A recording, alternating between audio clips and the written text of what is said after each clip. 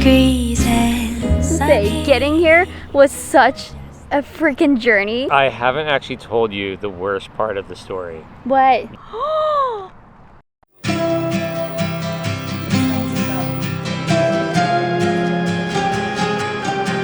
First time friends. This looks beautiful. So we got in pretty early and we grabbed some coffee to kickstart the trip. We had a boat tour booked in the evening, so we just explored until then. We're seeing it for the first time. This was such a great way to kickstart the trip.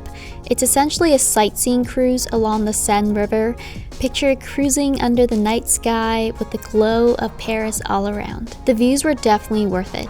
I think it was $40 for each of us. Don't quote me on that. We got to see landmarks like the Eiffel Tower, the Louvre, the Notre Dame from the water. It felt like a bite-sized taste of what was to come of the trip. My only complaint was it did get pretty chilly at some point, so make sure to bring a sweater if you end up doing this. It's cold, but this is so cute. Yeah. Alright, ready? This is how we do bridges.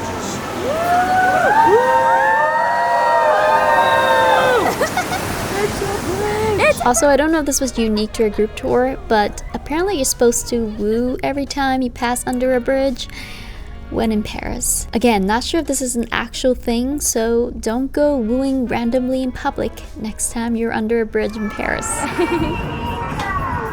This is awesome.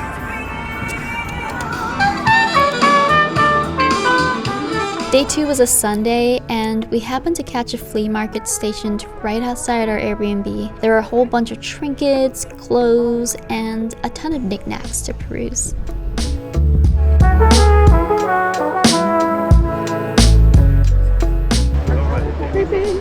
Okay, this thing just keeps going. It's huge.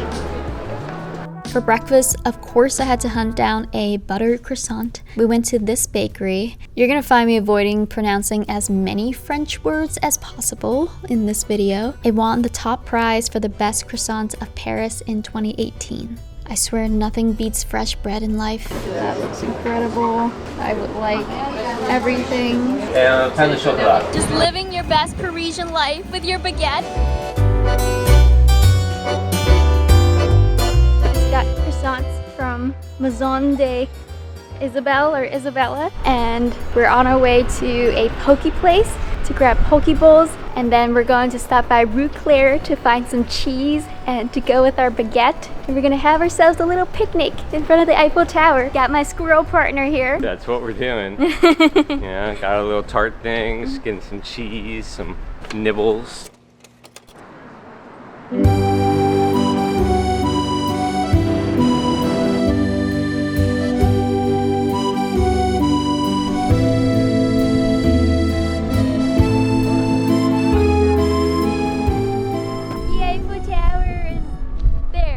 Somewhere behind a hat. After some wandering, we made it to Rue Claire, one of the most charming streets in Paris. This notable street has everything you need for a great picnic. Fresh fruits, cheese, baguette.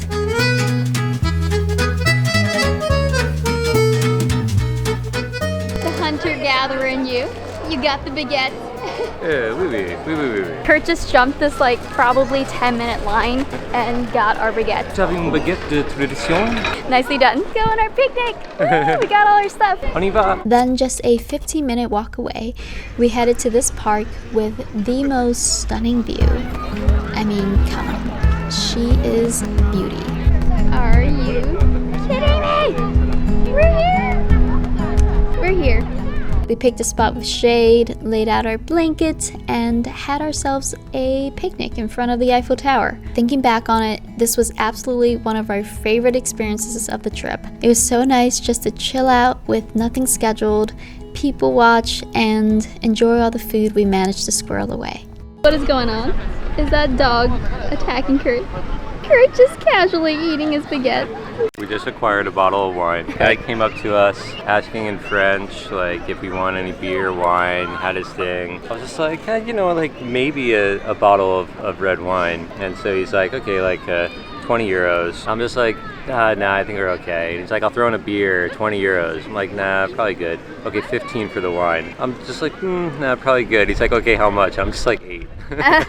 And he's like, no, that's way too low, 12. Yeah. And eventually I just kept saying no. So eventually, like a minute later, he's like, okay, fine, 8. It's like, he seemed really miffed about it too, but yeah, but I mean, you know, he probably got it for like 5 euros or Yeah. whatever. I mean, I'm not sure. Yeah. And then after selling it, he's like, if anyone else asks, you bought it for 20.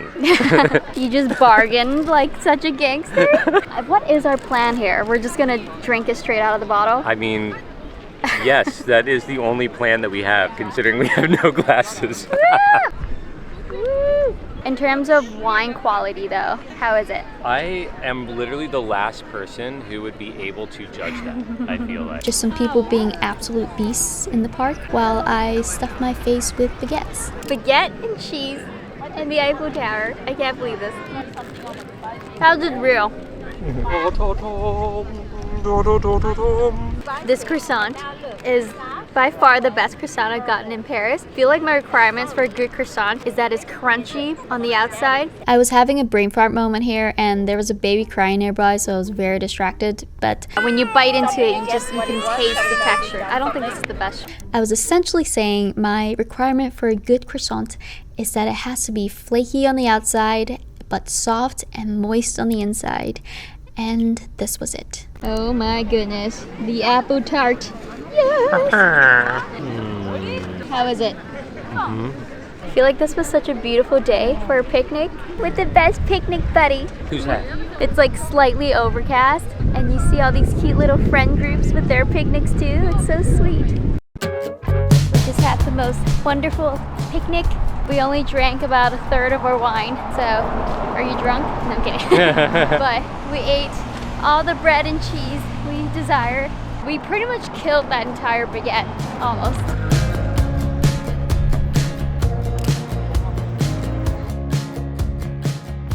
We made it! The Arc de Triomphe! Yeah! Where John Wick is a badass in John Wick 4 and does that epic long fight scene. Meanwhile, no cops came and no one really seemed to notice. All the bystanders were just like unaware that tons of people were trying to kill John.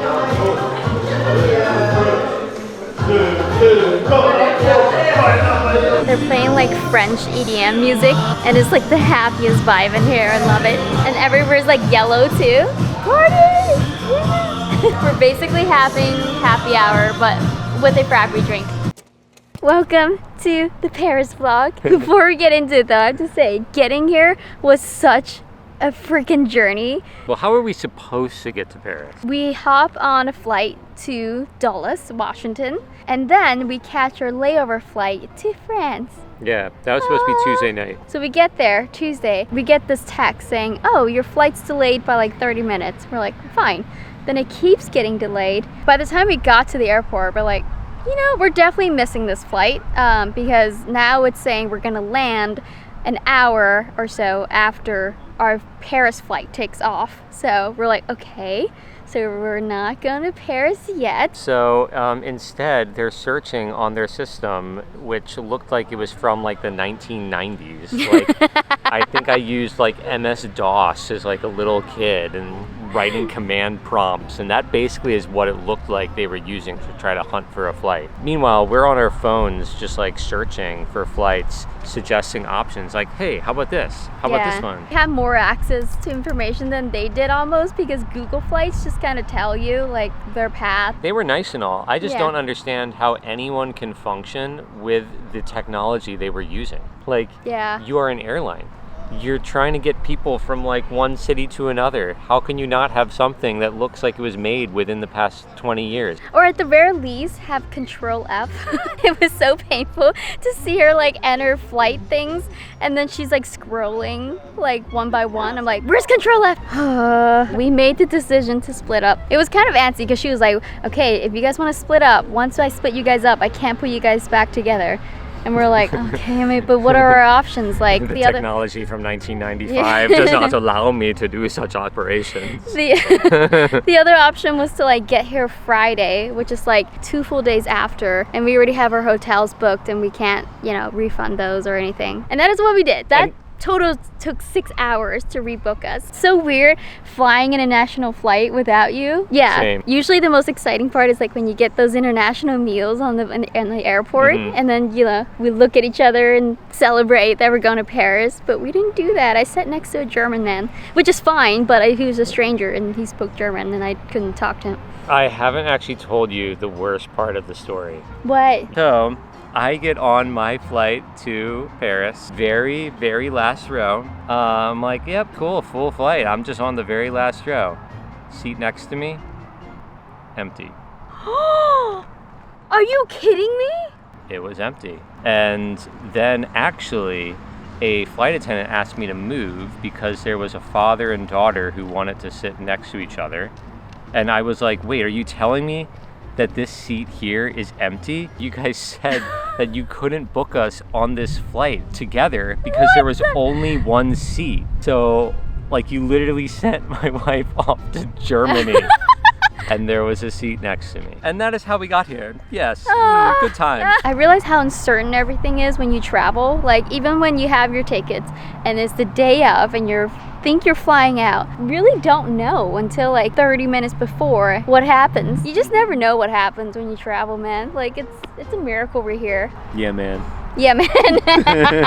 The best part is when I landed, you know that walkway when you exit an airport and like chauffeurs have like their signs of like who they're picking up, and then I see Kurt. Oh, it's so cute.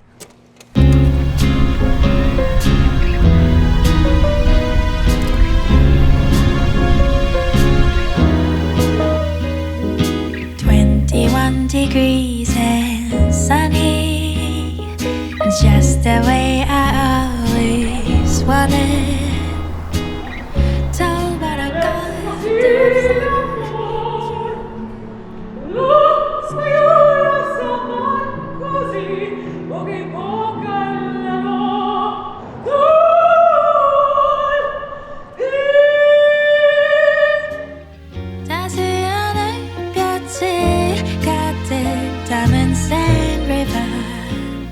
the bluebirds peaceful to sing along.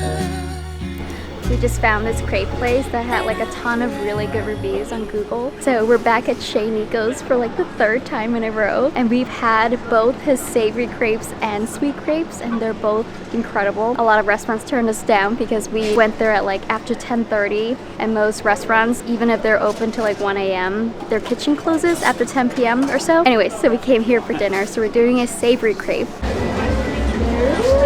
Okay, I'm halfway through my crepe. He stuffs it with so much veggies that I feel like I got a salad within a crepe. And I got the eggs, mushroom, and cheese one. And Kurt got the chicken and mushroom one. So good. Veggies. Guess we're about to do. Watch a movie, watch Hunchback of Notre Dame. So we're gonna watch Hunchback of Notre Dame before we go and see the Notre Dame in front of the Notre Dame. Notre Dame. Notre Dame. Notre Dame.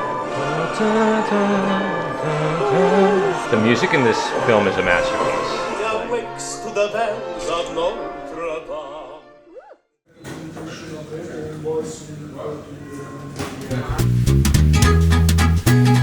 Got it. Kurt Igor Schneider with the coffee. You know, I haven't had my caffeine. You've been to Strata, but I have been a caffeine absent for the morning. How is it? Okay, so that was a fail because we made a reservation to have brunch at Brezzi Cafe. So it didn't work out because breakfast actually ends at 10 a.m. there, and it's 2 p.m. It's our breakfast, but Kurt found this really cute cafe called Lulu. It's an Australian brunch cafe, and they serve brunch all day. And it's so cute because I feel like we still get the French experience of like the seats facing out and like this like 50s style diner looking place. It's so cute here. Eggs Benedict with avocado and Kurt's Castle Club sandwich. Yeah. Bon appetit. Okay, so my favorite croissant place is closed on Mondays, but Kurt found another really good bakery. It's like 3:30 p.m., but they still had plenty of croissants.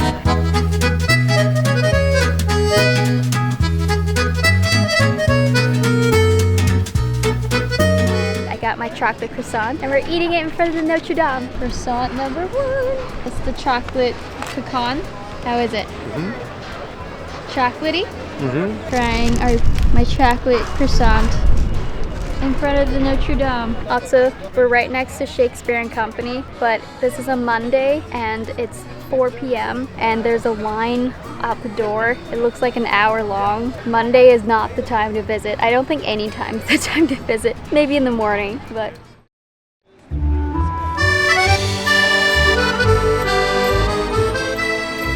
We then took the train up to Montmartre, a charming neighborhood formerly known as the Artists' Village. There's a lively square filled with artists painting outside. You can have your portrait done or simply stroll around and admire their work. There's the Sacré-Cœur Basilica. This is like take 20 of me trying to say this, by the way. And you know how when you say a word like 50 times in a row, everything starts sounding weird? That's this word. It's this stunning white-domed basilica. It sits on top of Montmartre Hill, which you can catch a breathtaking view of Paris. There are a lot of steps though, but it's worth it. There's actually a scene from John Wick 4 where he does this epic fight scene up these stairs for like 5 minutes straight, and then after one hard blow from his enemy near the top, he rose all the way back down. It was a painful scene to watch. He came so far. Those were the stairs. I'm so fangirling right now. Ice matcha. Bless. We just climbed down for what it's worth. Leg day. This is leg day. Every climb down is a climb back up to come. After every steps, Kurt and I kept asking each other are you sure you want coffee? We are both aware that every step down is another step up because the street we want to see. It's up. It's up. In case you're wondering, it's up. It's up from here.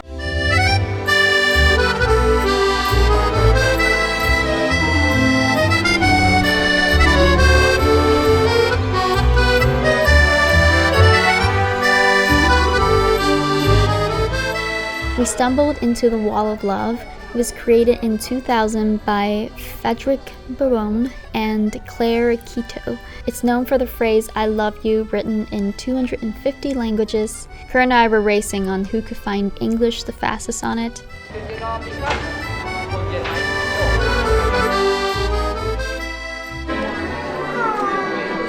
Someone tell me how he trained this cat to do that.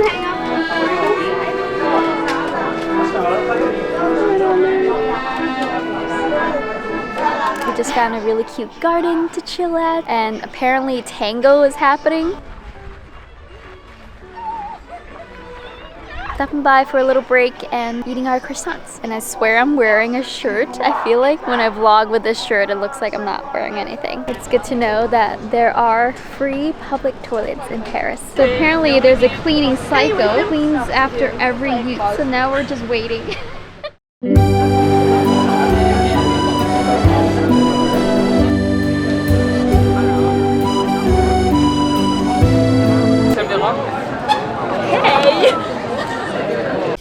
That was awesome. You know what else is awesome? Not getting robbed in Paris. This was a risky shot. We're living our best Parisian life. We've always wanted to dine outside, and we got pizza. Yes. Yay. How is it? Good?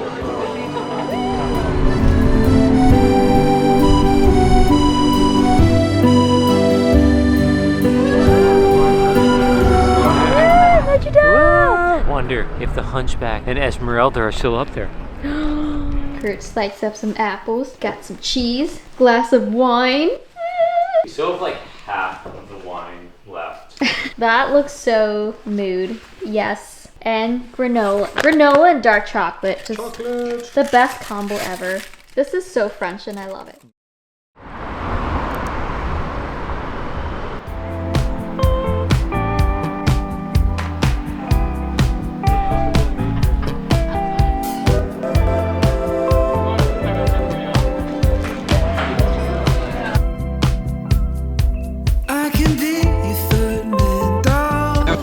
Under the granola? Making new discoveries. How was our breakfast experience? It was so good. It was basically everything you could want for breakfast. Hot drink and pancakes and avocado toast with salmon and a poached egg. All for the low price. But wait, if you call now. The breakfast combo was a good deal. It was like the yes. option. I did not opt for the yes, but I got an avocado toast, a croissant, and a coffee, and it was everything I wanted. I was so happy I couldn't eat the first 10 minutes because I was just staring at the palette of colors. I was like, this looks so beautiful. It felt very American friendly too. Like he spoke perfect English, and it felt like it was almost catered to Americans too, because like the breakfast combo with the pancake.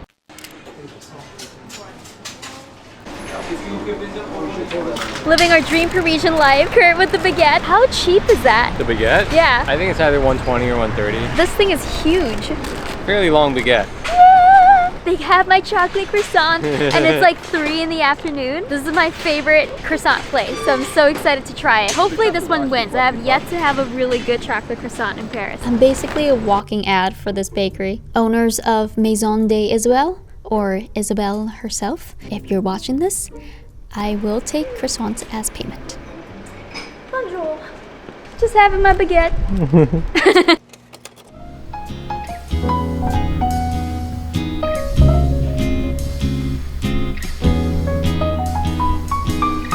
반짝이는 저기 Eiffel Tower shines from anywhere 아름다워.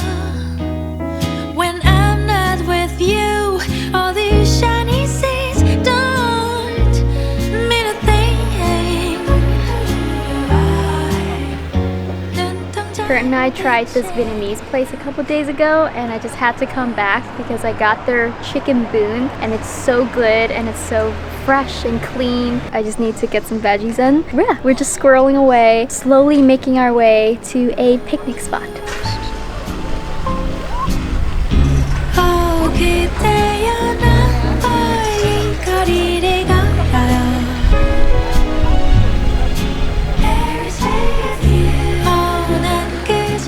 We're back! We're back in the Eiffel Tower. Ah, get the best view. What a great backdrop too. Gabby. A chocolate croissant in front of the Eiffel Tower. What is the verdict? Definitely the best one so far in Paris. Yeah? Just like their normal croissant. It's just like fresh, crispy on the outside, soft on the inside.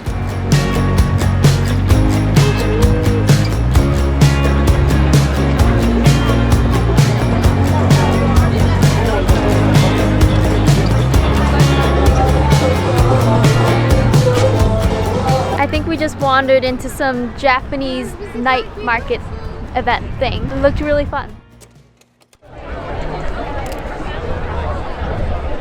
Happy birthday to you. It's taking me so much self-control to not sing happy birthday to Kurt right now.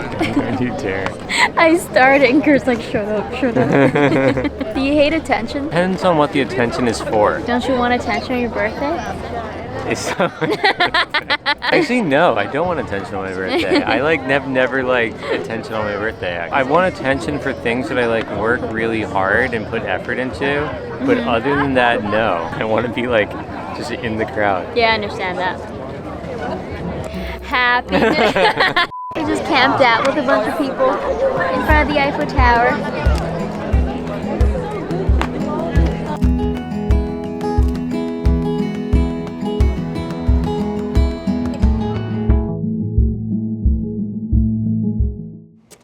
The next day, we paid a visit to the catacombs of Paris. This massive underground network of tunnels and chambers is filled with bones from more than 6 million Parisians, some of which are from the French Revolution. This was literally one of the coolest things we did on this trip. A brief history. The catacombs were initially limestone mines, but the city had a problem with overflowing cemeteries in the 18th century. Too many bodies also created a sanitary issue, and when some basement walls collapsed in 1774, it halted the mining operation, and instead they turned it into an underground ossuary. Actually deposited on the seabed. It was that build-up. You can tell, but it's dripping. I just got a big old drop on my face. That's how I found out it was dripping. I'm genuinely concerned about the structural integrity of these rocks when it's this wet. The catacombs start from the spot called the Barrière des Enfers, which translates to Gate of Hell. not creepy at all. So by 1786, every night, these covered wagons would roll out, carrying the remains from pretty much all of Paris's cemeteries to this mine shaft. In present day, it spans over 200 miles underground, and the street names are mirrored to the names above. These are all from different cemeteries. So these are the bones from the ancient cemetery of Saint-Jean. And the data transfer. The catacombs aren't just bones in history, there are also secret tunnels and chambers closed off to the public. It was such an eerie feeling walking through the chambers. It was also 30 degrees cooler than the temperature outside, just from being so deep underground. This is so much longer than I thought, and kind of more deserted than I'd like it to be. I love it. This is perfect. It's kind of creepy. If this thing caves in, we're kind of screwed. Although the bones look artfully displayed in present day, it wasn't always like this. Up until 1810, the bones were a disorganized mess. I'm glad they got their act together. I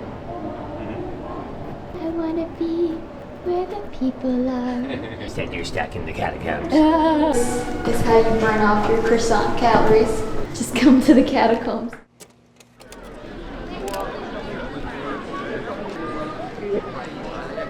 We got a fresh seeded baguette, Yes. chicken and potatoes. We got croissant. Daddy, just bite. It has your name on it. We got cheese. We got apples.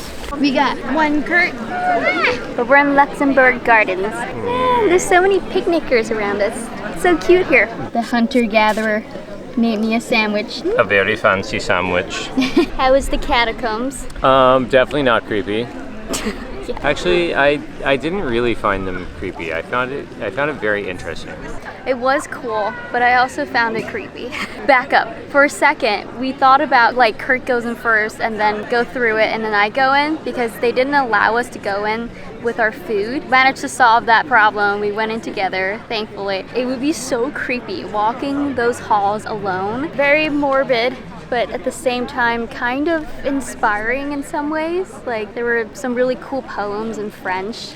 Yeah. I'll pop it up on the screen. It's basically, they were what we are. Dust. Toy of the wind. Fragile like men. Weak like the nothing. Just in front of the bones, that like hits. They were what we are. Like these bones, these dead bodies, they're us. Just a toy of the wind. Insignificant almost. It's like, yeah, but... Yeah. It's funny because this morning when I was journaling at a cafe, I was just thinking about how traveling teaches me the impermanence of life. You know, like when you're doing something, you never know when you're doing it for the last time. And as someone that's always chasing certainty as a form of safety net in life, traveling just teaches me to pay attention before the moment is over and to learn to let go. And then we visit the catacombs and we run into this poem. It translates to, "At death we leave everything." I felt like it tied it all together.